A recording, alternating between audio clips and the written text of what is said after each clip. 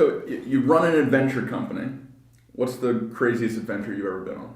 That's a good question.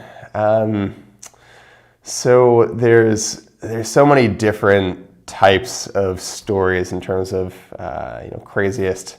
We both went to the University of Georgia. You could say there have been some crazy football games or nights downtown, but in terms of adventures, specifically with outdoor recreation, it's interesting to hear what people say, because we actually ask this question as a kind of an icebreaker when we first start an experience. Say, go around the circle, say your name, where you're from, and what's the trailer 30-second version of your favorite adventure story. And the stories we'll hear oftentimes are the stories where people got in a situation they didn't want to be in, and maybe they almost died, or they think they almost died, and obviously they didn't, and now they're saying that is the favorite story in terms of adventure they've ever had. So for me personally, there strangely hasn't actually been a time when I really thought, I don't know if I'm going to make it out of this. That's surprising. Which I know.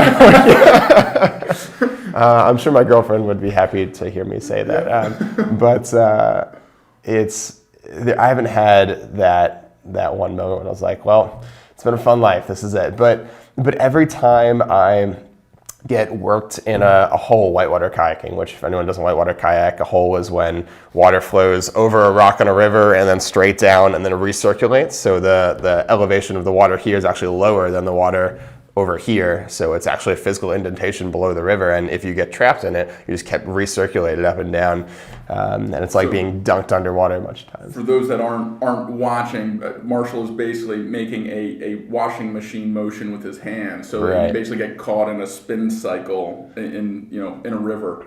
Exactly. That sounds like right. a good way to drown. It could be if you get trapped in a really bad one, and I haven't been anything terrible, but every time you just get worked in one and you're going, cartwheels over with this underwater environment, you're back up and back down.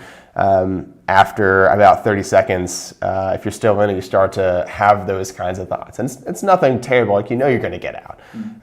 But in that moment, you feel like, well, what happens if I don't?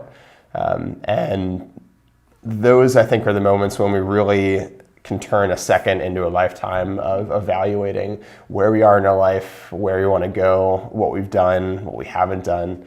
And you can get a little bit more clarity on some things that are generally pretty hard to get clarity on. So I know that's not a specific story that you're probably looking for. Is there a river? Is there a specific rapid, like a class 5 or something, where that made you think of that moment to say right now? Like, there's a bunch of small spots that I've been in that have done that. Nothing really large in particular. Like, for instance, Matt Nielsen, one of my teammates at Vestigo, he's got an amazing story of how he got trapped in what's called a sieve, which is essentially an underwater cave where the water flows, it hits a rock and then goes under it. And if you're at that spot, you also hit the rock and go under it, but you might get trapped under the rock. And he actually got in one of those situations, almost drowned, was able to get out, and had a really life-changing experience of reevaluating what he wanted to do with his life.